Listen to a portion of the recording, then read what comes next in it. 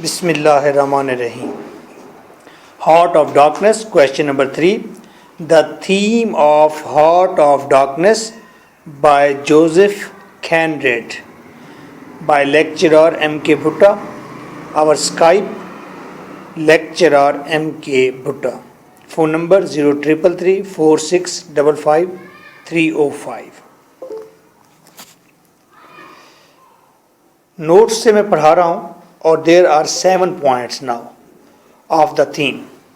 और आपको पता है हार्ट ऑफ डार्कनेस का जो मरकजी आइडिया है, सेंट्रल आइडिया है, that is imperialism.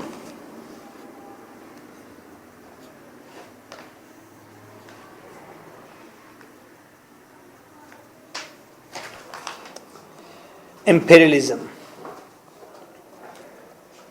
Now point 1, imperialism.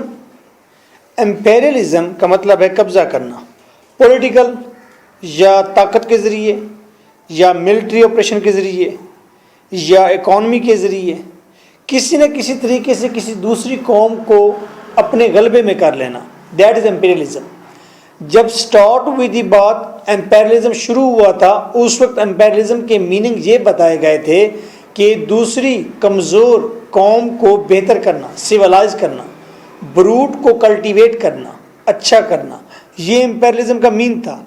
लेकिन इन प्रैक्टिकल में जब देखा गया तो एम्पेरियलिज्म का मतलब निकला दूसरी कौम के ऊपर गलबा हासिल करके उनको लूट लेना, उनके कल्चर को तबाह कर देना, उनको फिर बेयार मददगार छोड़कर वापस आ जाना और उनके तमाम रिसोर्सेज लूट लेना। That was the meaning, practical meaning of imperialism now. कर देते थे ना, कल्चर तबाह हो गया तो everything destroyed. Rational imperialism, imperialism और अक्ली imperialism as distinguished from what I may call wild cat imperialism. और अगर मैं इनमें फ़र्क करूं कि इम्पेरियलिज्म क्या होती है, तो इम्पेरियलिज्म एक किस्म की वाइल्ड कैट की तरह, जंगली बिल्ली की तरह इम्पेरियलिज्म है। इज़ नथिंग बट दिस, ये कुछ भी नहीं है। ये क्या है? अ बिगर प्रॉफिटिज्म। ये एक प्रॉफिटिज्म है, प्रॉफिट कमाने का तरीक़ाकार है। In heart of darkness Conrad accused with muscular zeal. Heart of darkness में कॉन्रेड ने बड़ी ताकत के साथ, बड़े जज्बे के साथ, ज़बरदस्त जज्बे के साथ उसने इल्ज़ाम दिया है द एम्पेरियलिज्म एंड रेशलिज्म। उसने बड़े जज्बे के साथ एम्पेरियलिज्म और रेशलिज्म का मतलब नस्ली जो इम्तियाज़ बढ़ता जाता है, काले और गोरे, नस्ली जो इम्तियाज़ है उसके ऊपर बड़ा ज़ोर दिया है, पूरी ताकत के साथ उसके ऊपर इल्ज़ाम लगाया है। In 19th century, cultivation of primitive races as a source of commercial profit through dictatorship was history's most intolerable chapter. 19th century में देखा जाए तो primitive races, वो जो कदामत परस्त, पुराने ख्यालात, सुपरस्टिशियस, पुराने मजहब पर यकीन रखने वाले कदीम किस्म के कुछ कौमें थीं, उनकी कल्टीवेशन का जो काम था वो क्या बना? वो कल्टीवेशन का काम वो एक कमर्शियल प्रॉफिट साबित हुआ कि जो भी कल्टीवेट करने गया उसने क्या किया? उसने वहाँ से पैसा कमा लिया। कैसे? डिक्टेटरशिप कैम करके,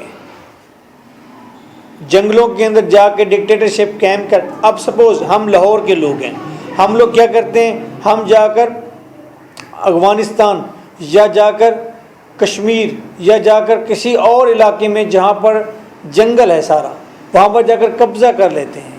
कब्ज़ा करने के बाद उनको कहते हैं जाकर कि हम आपको सिविलाइज करने हैं और वहाँ के सारे ट्रीज़ ही काट के लिए आए तो हमें फ़ायदा हो जाएगा ना। तो इन्होंने भी ऐसा किया था, वहाँ से सारे रिसोर्स, कोयला मिला, तेल मिला, दरख्त मिले, वहाँ पर हीरे जवाहरात मिले, जो नमक मिला, जो चीज़ भी थी उन्होंने वहाँ से लूट ली। तो ये जो कदीम रेसेस, नस्लों को कल्टीवेट करने का जो ढोंग था, ये दर हकीकत कमर्शियल प्रॉफिट था। और ये कैसे हासिल किया गया? डिक्टेटरशिप के ज़रिए। और ये हिस्ट्री का सबसे भयानक, नाकाबिल बर्दाश्त चैप्टर है। कि एक आदमी को नहीं, कौमों को लूट लिया गया, मुल्कों को लूट लिया गया. In conveying the effect upon his mind, in conveying the effect upon his mind, he could only visualize the worst torments of hell.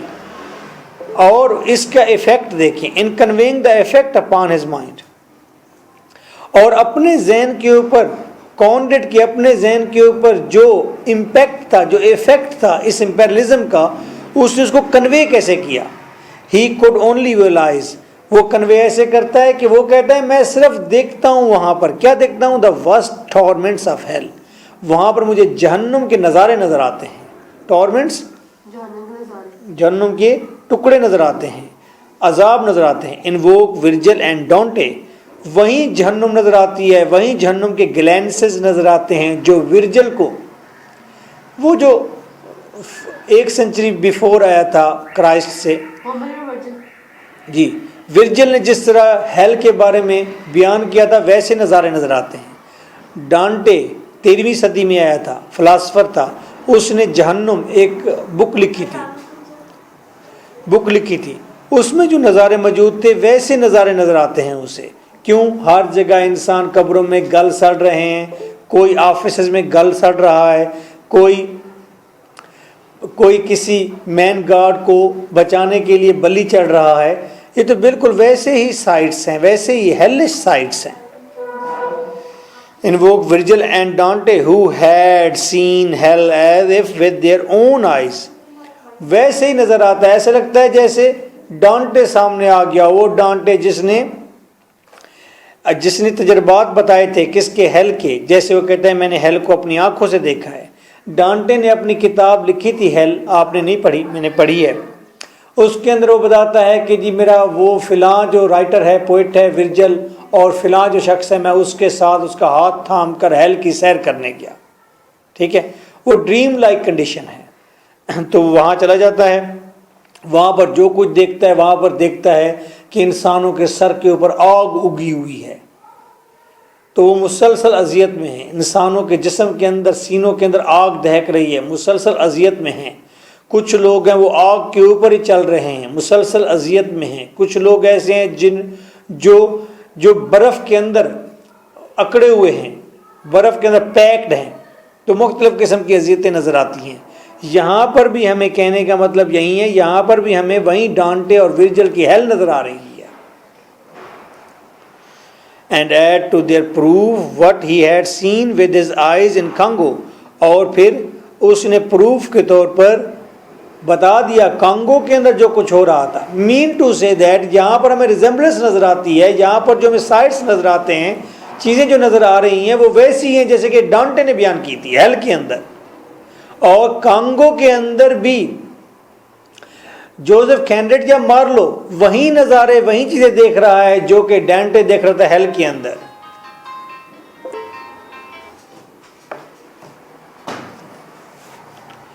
Point third, in heart of darkness Conrad brings before us the nature of western spirit. Heart of darkness में Conrad जो है हमारे सामने लाता है nature of western स्पिरिटी, कि ये western जो लोग हैं इन्होंने वेस्टर्न स्पिरिटी क्या है, ये वेस्टर्न लोग किस तरह डोमिनेशन गेन करते हैं, किस तरह ये दूसरे के अंदर सुपरमेसी गेन करते हैं. इन प्राइमेटिव लैंड्स में जाकर वो गरीब, वो कदीम जगहों पर जाकर किस तरह से वो वेस्टर्न स्पिरिटी अपनी शो करते हैं. Reading this story repeatedly we come to know that the darkness of modern Africa, which is the natural darkness of the jungle, but more than that is the darkness of moral. हम अगर modern दौर के अंदर इस modern Africa को देखें और फिर हमें अंदाज़ा होता है कि वो जो डार्कनेस है जंगल की डार्कनेस से ज़्यादा वो जंगल या उसमें रहने वाले लोग वो मॉरल डार्कनेस में डूबे हुए थे. जंगल की डार्कनेस ऐसी नहीं थी जितनी कि मॉरल डार्कनेस थी. आज आपने अपनी चीख को फाड़ देना, मुझे लगता है, छोड़ दें इसको. जिस मॉरल डार्कनेस ऑफ अफ्रीका की जो मॉरल डार्कनेस है, क्या मॉरल डार्कनेस थी अफ्रीका के अंदर? लोगों का बहुत ज़्यादा जो है जितना सबको मार दिया जाता था, कैनाबलिज्म करते थे, बेस्टेलिटी मौजूद थी, मैन गॉड की पूजा करते थे। वो वहाँ पर एवरी के लिए एलिफेंट्स को गिरा देते थे। उनके अंदर शऊर नहीं था, वो डॉग थे, मॉरल करप्ट थे। और उसी मॉरल करप्शन के अंदर जाके जो भी अफ्रीकन, जो भी यूरोपियन गया वो भी डूब गया। This moral darkness of Africa is not the darkness of the ignorance of native but of white men who blinded themselves and corrupted the natives by their claim to the light barriers. अब this moral darkness of Africa, Africa की ये moral darkness is not the darkness of the ignorance of native. ये वहाँ के native की जहालत नहीं है। ये जो डार्कनेस है ये नेटिव की जहालत महज डार्कनेस नहीं है। फिर क्या डार्कनेस है? ये वाइट मैन की डार्कनेस है। वाइट मैन ने जाकर उनको फिर ज़्यादा एक्सप्लॉइट किया, शऊर देने की बजाय उनको बेवकूफ़ बनाया, उनको लूटना शुरू कर दिया। तो डार्कनेस ये है। डार्कनेस ये नहीं है कि वो प्राइमेटिव जो नेशन थी, वो प्राइमेटिव जो अफ्रीकन थे, वो मॉरल करप्शन में थे। डार्कनेस ये है कि जो टॉर्च बेरर थे उन्होंने क्या किया, उन्होंने जाकर उनको मजीद ब्लाइंड कर दिया। उनके साथ मॉरल्स नहीं दिए, मॉरल देने की बजाय उनको वहाँ से एवरेज निकाल दी, वहाँ से वो रिसोर्सेज उनके लूटने लग गए, उनको ब्लाइंड किया। एंड करप्टेड द नेटिव्स, और नेटिव्स को करप्ट किया उन्होंने। यानी कि अगर वो करप्ट थे तो उन्होंने वर्स कंडीशन ऑफ करप्शन पैदा कर दी। By their claim to the light bearers, ये कहकर वो लाइट बैरियर्स हैं, वो रोशनी पहुंचाने वाले हैं, वो जगहों को रोशन करेंगे, बेहतर करेंगे उनको, और वहाँ जाकर उनको लूटना शुरू कर दिया। According to Conrad himself, the story of Heart of Darkness is about the criminality of efficiency. अब कॉनरेड की स्टोरी इस बात पर नहीं है कि नेटिव कितने करप्ट थे। कॉनरेड की स्टोरी इस बात पर है कि ये जो एफिशिएंट लोग थे, काबिल लोग थे, ये जो यूरोपियन थे, टॉर्च बेरियर थे, ये करप्ट थे, ये डार्क थे, इनके अंदर डार्कनेस थी, तारीकी थी, इन्होंने जाके गलत किया है। एंड प्योर अच्छा is about the criminality of inefficiency and pure selfishness when talking civilizing work in Africa. Africa के अंदर जब सिविलाइज करने की बात की गई, अफ्रीका के अंदर जब वाइट पीपल कह रहे थे कि we are going to civilise people, तो एक्चुअली उस वक्त क्या है? Criminality of inefficiency. तो उस वक्त उन्होंने जुर्म किया था कि वो एक तो वो इनएफिशिएंट लोग थे और दूसरा सेल्फिश थे। मीन टू से वाइट मैन गए थे, उन्होंने क्या करने गए थे? लोगों को सिविलाइज करने के लिए। ये लोग अगर वाकई एफिशिएंट होते तो वहां जाकर उन वहां की डार्कनेस के अंदर डूब ना जाते, उनको सिविलाइज करते। अच्छा देखो, यहाँ पर भी इंग्लिश पीपल आए थे, ठीक है। इंग्लिश पीपल ने आकर यहाँ पर अंग्रेज बच्चे नहीं छोड़े, उन्हें मॉरल करप्शन यहाँ नहीं कर सके वो, क्योंकि हमारा कल्चर मजबूत था। 5000 साल पुराना कल्चर था, हिंदू कल्चर, और मुस्लिम कल्चर भी इतना पुराना था। तो ये दो कल्चर स्ट्रांग थे। वो यहाँ आए, ना तो उनके चर्च यहाँ पर चल सके, ना उनका रिलीजन चल सका, ना हाँ बुद्धबाश कपड़े लिबास की थोड़ी सी तब्दीली आई, लेकिन ये लोग फिर भी कायम रहे अपनी जगह पर, और उनको यहाँ पर पनपने नहीं दिया इन्होंने, हम लोगों ने नहीं दिया था। लेकिन क्योंकि वो डार्कनेस थी, वो बहुत ज़्यादा मॉरली करप्ट थे। इसका मतलब है अंग्रेज यहाँ पर नहीं चल सका तो हम इतने मॉरली करप्ट नहीं थे। हमारे अंदर इखलाकियात, दुनिया की सबसे बेहतरीन किताब जो इखलाकियात पर है वो वेद है, जो हिंदुओं की किताब है, वेद है। तो इखलाक के तौर पर स्ट्रांग थे, पीस का ये प्रचार भी करते थे। और अंग्रेज यहाँ आकर ये भी देखें, अंग्रेज जो लाइट बैरियर थे यहाँ आकर वो मंदिरों में नहीं बैठ गए, मुसलमान भी नहीं हुए। वो आए यहाँ पर जैसे आए वैसी शख्सियत अपनी कायम रखी और यहाँ से फिर चले गए। लेकिन अफ्रीका के अंदर जब रोशनी डालते हैं हम, तो ये टॉर्च बैरियर जब वहाँ गए हैं तो इन्होंने क्या किया, वहाँ पर ये इनएफिशिएंट वो कहते थे, ये क्रिमिनल हैं। क्यों क्रिमिनल हैं? क्योंकि इतने काबिल नहीं थे, क्योंकि इतने काबिल नहीं थे, इसीलिए तो उस मायर के अंदर, दलदल के अंदर डूब गए, उस तारीकी के अंदर डूब गए। मेरी पॉइंट ये है, वो कहते हैं ये वाइट पीपल जो है ये क्रिमिनल है। इनका क्राइम क्या है? ये इनएफिशिएंट थे, वो सब और दूसरा सेल्फिश थे, इसीलिए वहाँ गए और वहाँ जाकर वहाँ की तारीकी में डूब गए। जैसे कि कॉर्ड्स बेहतरीन एग्जाम्पल है, मैनेजर बेहतरीन एग्जाम्पल है। फिर हार्मोनाइज नहीं कर सकते ना वहाँ पे, अगर हार्मोन कर सकते तो शायद यहाँ पे भी। इसीलिए तो कहते हैं अमेरिका ईरान पर हमला इसीलिए नहीं करता, वो कहता है कि कदीम कौम है, ईरान कदीम तहजीब है, इस पर हमला जितना मर्जी कर लेंगे ये पसपा नहीं होंगे, ये परेशानी ही पैदा रहेगी, ब्लास्ट होते रहेंगे, मसले ये रुकेंगे नहीं। इनको अपनी तहजीब, क्योंकि कदीम तहजीब है, आप उसके रूट्स काट नहीं सकते। सही बात है, अगर आपका कल्चर स्ट्रांग हो तो फिर आपको कोई काट नहीं सकता, क्योंकि अगर काटने की कोई कोशिश भी करेगा कितने लोग मार देगा, 50 लाख लोग मार देगा, तबाह हो गया सारा अफगानिस्तान। बाकी हाँ हो गया, लेकिन फिर भी उन्हें संभाला तो नहीं जा रहा। नहीं। और अफगानिस्तान मॉडर्न हो भी जाए तो मॉडर्न होने में कितने अटैक उसने फेस किए ये भी देखें। उसने रशिया का अटैक फेस किया, उसने अमेरिका का फिर अटैक फेस कर रहा है। उसके बाद अगर इसका मतलब तो ये हुआ कि सारी नस्ल को मार दो, 50,000 लोग बचा दो और 20 करोड़ लोग मरवा दो, 20 करोड़ लोग मर जाए, 50,000 जो बचे आपके जी ये सिविलाइज हो गए। ये तो कोई सिविलाइजेशन नहीं है ना, सिविलाइज करने का तरीका कार नहीं है ना। अब ईरान के ऊपर सपोज अमेरिका हमला करता है, व्हाट विल बी, क्या होगा? लोग जो हैं सिविलाइज करने के लिए तो बने ही मारे। क्या सिविलाइज यही करेंगे ना, ये आप क्वाइट मॉडर्न हो जाएं, ठीक है, क्वाइट मॉडर्न हो जाए, मॉडर्न रिलीजन छोड़ दें, आप पहले तशी ना रहें आप, बाकी वो ये करेंगे, कितना कुछ कर लेंगे।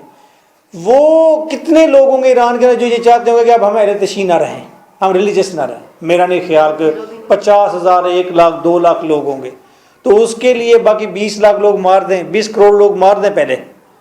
तो ये फिर कहते हैं दुनिया में जब कैलकुलेशन होती है, कहते हैं फिर तो आपने सबको मार दिया है ना, आपने उसके ऊपर जाके इम्पेरियलिज्म कायम तो की है, लेकिन उनको मार कर मुर्दों के ऊपर हुकूमत की है जाके। तो सर फिर इम्पेरियलिज्म ही कायम की है। हाँ, इम्पेरियलिज्म ही है।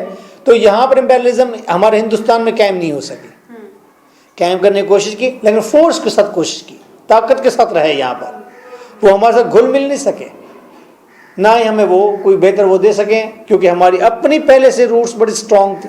हमारी अपनी सकाफत पहले से बहुत ज़्यादा मजबूत है। ऑलरेडी हिंदू मुस्लिम क्लैश इतना जोरदार था कि दोनों तहजीबें मजबूत होती जा रही थी। हिंदू भी मजबूत होता जा रहा था अपने रूट्स के अंदर, मुस्लिम भी मजबूत होता जा रहा था। हिंदू भी नहीं चाहता कि अंग्रेज यहाँ पे आके हिंदुस्तान के आके, जाहिर कोई कौम भी नहीं चाहती, चाहे वो बुद्धिस्ट कौम हो वो भी नहीं चाहेगी, चाहे ज्यू हो वो भी नहीं चाहेगी कोई दूसरी कौम आकर उस पर हमला करे और उन्हें कहे अब हम बैठे हुए हैं 4 लोग, कोई शख्स यहाँ पर आ जाए, अब हम 4 लोग बैठे हुए हैं, कोई 2 लोग आ जाए यहाँ पर और कहें कि यहाँ जी आप क्रिश्चियन हो जाएं, तो हमें लाख क्या 1 करोड़ दलाइल देगा फिर भी हम नहीं होंगे, हमारे दिल ही नहीं मानेंगे। लेकिन लोग तो अपना मजहब चेंज करते नहीं है, मुसलमान वो वेरी फ्यू होते हैं, वो फ्यू होते हैं, वो चेंजिंग जाती रहती है, वो दुनिया में पहले भी चलता है, वो होता रहता है। रूस को भी तो अमेरिका ने जो नहीं, अमेरिका ने रूस को भी तो तबाह किया था ना। हाँ जी, तो अभी भी उसके ऊपर वो उसने सिविलाइज करने के लिए किया था, ये सिर्फ जस्ट नहीं वो हमला सिर्फ और सिर्फ वहाँ पर हुआ था, अफगानिस्तान में हुआ था, रशिया के अंदर जाके कोई हमला नहीं हुआ। तो फिर जब वो कमज़ोर हुई हुकूमत तो फिर वो मुख्तलिफ कंट्रीज़ ने अपने आप को अलग कर दिया, बहुत सारे स्टेट्स अलग हो गई थी उससे और उन्होंने अपने अपने कंट्रीज़ बना ली है। रूस की भी ताजिकिस्तान है, उज़्बेकिस्तान है, लाइक दिस, हाँ इस तरह के उन्होंने छोटे छोटे स्टेट्स अपनी कंट्रीज़ बना दिए। आइए, in heart of darkness Conrad gave the historical touch in theme also. Heart of darkness में कॉन्रेड ने हिस्टोरिकल टच भी दिए हैं। इन एलिज़ाबेथियन टाइम, एलिज़ाबेथियन के दौर में Drakes and Franklin sailed from the light of England into the darkness of unknown seas. Queen Elizabeth के दौर में, यानी कि 17th सेंचुरी के अंदर, 17th सेंचुरी के हॉलमार्क ये भी है कि उस 17th सेंचुरी में कोलंबस है, बहुत सारे सेलर्स बाहर निकले थे और उन्हें अननोन आइलैंड्स उन्होंने दरियाफ्त किए थे। कोलंबो ने अमेरिका को किया। हाँ जी बिल्कुल। अब इसी तरह उनमें 2 नाम ड्रैक्स और फ्रैंकलिन्स भी है, जो कि इंग्लैंड से रोशनी लेकर, क्योंकि इंग्लैंड लर्न था, रोशनी लेकर वो अननोन सीज में गया था, returning with the round flanks, और जब वापस आया तो जहाज़ के सारे तख्ते भी वो मुड़ चुके थे, यानी कि इतना उन्होंने सेल किया उस समंदर के अंदर। Of their ships bulging with treasure, और वापस किस चीज़ से आए? वो सोने जहवरात और ट्रेयर से भरे लदे वो जहाज लेकर आए। इट्स मीन दैट वो लोग जो यहाँ से निकले हैं वो जाकर आइलैंड्स पर क्या करने गए हैं? उन्होंने आइलैंड के ऊपर जाकर वहां से फिर लूटिंग की है, वहां से लूट कर वापस आए हैं चीजों को। 19 centuries ago the incoming tide brought the Romans from the light of Rome। 19 centuries जब 19 centuries पहले क्या हुआ? इनकमिंग टाइड, और यहाँ पर एक नई लहर आई, रूमन्स आए, यानी कि 1900 साल पहले रूमन्स आए थे from the light of room, room की लाइट लेकर, यानी कि रूम स्ट्रांग था, कैथोलिक चर्च वहाँ पर था, तो वो रूम से निकले थे और रूमन आए थे। Into the darkness of England, उस वक्त इंग्लैंड डार्क था। अब वो हिस्टोरिकल टच ये दे रहा है कि आज अगर अंग्रेज जा रहे हैं वो अफ्रीका के अंदर और लूट कर वापस आ रहे हैं, तो एलिज़ाबेथन दौर के अंदर भी लोग गए थे और लूट कर वापस आए थे। ये यानी कि माजी से चला आ रहा है ये मामला। और फिर 1900 साल पहले देखा जाए तो रूमन निकले थे, और उस वक्त इंग्लैंड जो था ये डार्कनेस थी, तारीकी थी, वल्गर लोग थे, वो इनको लूट गए थे। लेकिन इनके साथ उस वक्त इतनी बुरी नहीं हुई, बुरी थी। The Roman conquest of England was an irritated murder on a large scale. अब रोमन की जो जीत थी इंग्लैंड के ऊपर वो बहुत ज़्यादा कत्ल के बाद हुई थी, उसे बड़े कत्ल किए थे। Modern imperialism is no different from the ancient. ये मॉडर्न इम्पेरियलिज्म जो हिंदुस्तान, बर्मा, अपना अफ्रीका, यहाँ जहाँ जहाँ इम्पेरियलिज्म कायम हुई है वो भी इससे डिफरेंट नहीं है, वहाँ भी कत्ल गारत ही हुई है। The civilised white man of Europe have entered the blackness of Africa. ये सिविलाइज्ड जो वाइट मैन थे यूरोप के,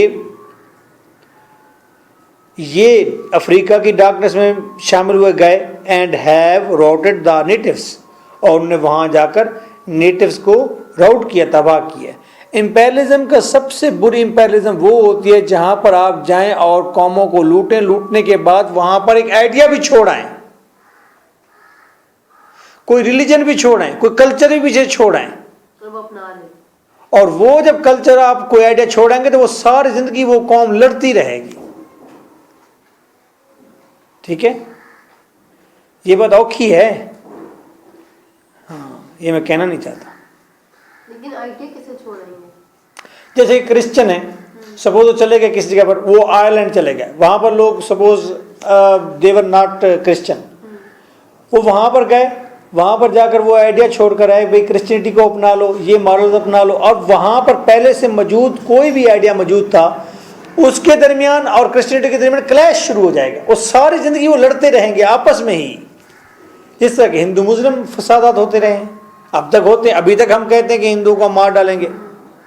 मैं आज फेसबुक पर एक कमेंट देख रहा था, उस पर वो लिखा हुआ था कि अच्छा कौन सा है, पाकिस्तान बना हुआ था उसका नक्शा और इंडिया का बना हुआ था, तो इंडियन एक पता नहीं कोई था, मारदसरा था, उसका नाम क्या था, वो कह रहा था कि लवली आई लव हिंदुस्तान, वो कह रहा था इस तरह।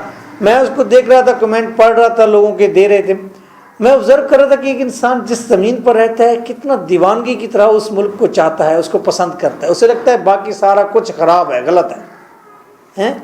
उसके जज्बात थे ना, इंसान जो हुआ, बिल्कुल बचपन से वो एक ही जगह के ऊपर रहता है तो उसकी मोहब्बत लाजमी उसके दिल के अब हम अपने लाहौर से कितने प्यार करते हैं ना, उसके लिए सब कुछ करने का सब कुछ करने के लिए तैयार है इस शहर के लिए। हम कहते हैं ये शहर हमारे बहुत अजीज़ है, हमें बहुत प्यारा है, इसके बगैर हम जाएंगे कहाँ? हम इमेजिन तो करें कि इस शहर से बाहर हम कहीं एग्जिस्ट कर सकते हैं, सर्वाइव करने का सोचते ही नहीं है। हम कहते हैं ये सबसे अच्छा शहर है, चाहे जैसी मुश्किलात हैं, जो कुछ भी है, लेकिन हमारा इसके अंदर सारा कुछ है, जिंदगी कम है और आसानियां ज़्यादा है। हाँ, ऐसा है, ये शुक्र है मौला का। Marlow is presented as seated like Buddha dressed in European clothes. अब यहाँ पर मार्लो जब नीली पर बैठा होता है वो बुद्धा की तरह बैठा होता है, क्रॉस लेग्ड, और हाथ पाम्स ऑफ द हैंड आसमान की तरफ, और वो यूरोपियन ड्रेस में होता है। अब that the contrast, style Buddhist बैठा हुआ यूरोपियन स्टाइल में है। मैं बैंकॉक में था तो उधर वो पादरी उनका बैठा था, पंडित बैठा था, वो चूने वाला पानी होता है, उसके अंदर एक ब्रश उसने रखा होता है, और जो भी आता है वो घुटनों के बल आता है, और लंबी लाइन होती है, ठीक है। औरतें मर्द सारे घुटनों के बल आते हैं, लंबी लाइन होती है, यानी कि 100-150 लोग लाइन में होता है। वो जब आता है बिग बुद्धा के नीचे उनका जो बना हुआ है, मंदिर बना हुआ है, तो वो उसे आके उसके छड़ी मारता है उसको। और अगर वो पहले से बुद्ध नहीं होता तो अगर कोई बुद्ध होना चाहता है तो वो उसे कहता है जी मैं बुद्ध होना चाहता हूँ, तो वो कलमात पढ़ के उसे बुद्ध कर देता है, ठीक है। और जो पहले से बुद्धिस्ट होते हैं उनको वो वैसे ही छड़ी मार के और आगे करता है, और साथ ही वो अपना बात, उनकी करेंसी है वो 2 बात 10 बात वो अपने साथ प्लेट रखे उसमें भी डाल देता है, ठीक है। तो वो एक लड़की थी, ऑस्ट्रेलियन थी, वो मेरे साथ थी, हम वहाँ पर वो देखने गए थे बिग बुद्धा। तो जब उसने कहा जी मैंने जाना है ऐसा घुटनों के बल में, कि ठीक है आप चलें, तो वो जब गई वहाँ पर तो वापस आई, मैं साथ साथ था तो मैं नहीं गया, तो वापस आई तो मैंने उसे पूछा, मैं क्या आर यू बुद्धिस्ट? कहते no I have a great respect for Buddha. That is very strange. अब वो थी क्रिश्चियन, मिजाज क्रिश्चियन यूरोपियन थी, लेकिन I have a great respect for Buddha, Buddha के लिए ग्रेट रिस्पेक्ट है मेरे पास। कैसे के कंट्रास्ट है। सेम लग यहाँ मार्लो को देखें, यूरोपियन ड्रेस में है, क्रिश्चियन है, लेकिन उसकी सिटिंग प्लेस बुद्धा की तरह है। The mixture of east and west brings into focus. East और वेस्ट को, ईस्ट में सारे बुद्धिस्ट हैं, ये चाइना बुद्धिस्ट है, रशिया बुद्धिस्ट है, थाईलैंड बुद्धिस्ट है, हिंदुस्तान बुद्धिस्ट कंसीडर होता है। ये हिंदू बुद्धिस्ट की ही लड़ी है, बुद्धिस्ट के अंदर से ड्राइव हुआ है ना, इनको बुद्धिस्ट कंसीडर करते हैं। और दुनिया में सबसे ज़्यादा तादाद बुद्धिस्ट की है, ठीक है। ये गाइनीज बुक ऑफ वर्ल्ड रिकॉर्ड के अंदर ये चीज़ है, तो वहाँ से कंसल्ट की जाती है, और ये CSS की बुक्स में भी लिखा हुआ है। Same liking the Thames and Congo. अब कॉन्गो और टेम्स रिवर है, थेम्स नहीं टेम्स, ये भी रिजेंबल करता है यूरोप एंड अफ्रीका। जिस तरह यूरोप और अफ्रीका है, इस तरह थेम्स और कॉन्गो रिवर हैं। The ancient Romans and the latter day British states, जैसे कि एंशिएंट रोमन्स से अब वैसे ही ब्रिटिश बरतानिया की गलियां हैं। मीन टू से दैट ये कंट्रास्ट भी देखा जा सकता है थीम के हवाले से। एशिया और यूरोप, फिर अफ्रीका और यूरोप के हमें आपस में रिजेंबलेंस मिलती हैं, या उनके कम्बिनेशन मिलते हैं, जोड़ तोड़ मिलते हैं। Kurtz, his mother was half French, ये भी एक थीम है, उसकी मदर जो है हाफ फ्रेंच थी। All Europe contributed to the making of Kurtz. Mean to say जहाँ पर एक और चीज़ दिखाई गई है कि एशिया और अफ्रीका का कम्बिनेशन, अफ्रीका और यूरोप का कम्बिनेशन, ये 4-5 कम्बिनेशन भी दिखाए गए हैं, यानी कि मल्टी ह्यूमन भी दिखाया गया है। Modern man is a multi man में भी, उसके अंदर सारी खसूसियात हैं। वैसे हम अपने आप को देखें तो हम भी तो ऐसे हैं, हमारे अंदर शादी ब्याह पर जब हम होते हैं तो हम बिल्कुल प्योर हिंदुओं की तरह होते हैं। जब अपनी बीवियों के हकूक़ की बात आती है या मर्दों के हकूक़ की, हम पूरे मुसलमान होते हैं। जब पढ़ने लिखने की बात आती है तो हम पूरे अंग्रेज़ होते हैं। तो हम भी तो मल्टी कलर है ना। So to conclude, heart of darkness is recorded of things seen and done. Heart of darkness के अंदर रिकॉर्डेड हैं वो चीज़ें जो देखी गई या हुई, but also Conrad was reacting to the so called humanitarian belief of some of the looters। अब कॉन्रेड जो है वो रिस्पांस दे रहा है, वो जवाब दे रहा है।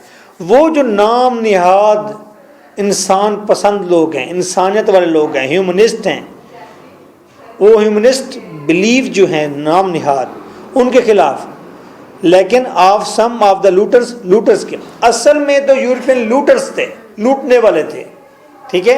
लेकिन ये लूटने वालों जो नाम निहाद लिबादा उड़ा हुआ था कि वो जो है ह्यूमनिटेरियन हैं, वो ह्यूमनिज्म पर यकीन रखते हैं, असल में वो उनके ऊपर क्रिटिसिज्म कर रहा है, उनको रिस्पांस देना है, उनको रिएक्ट कर रहा है। कौन?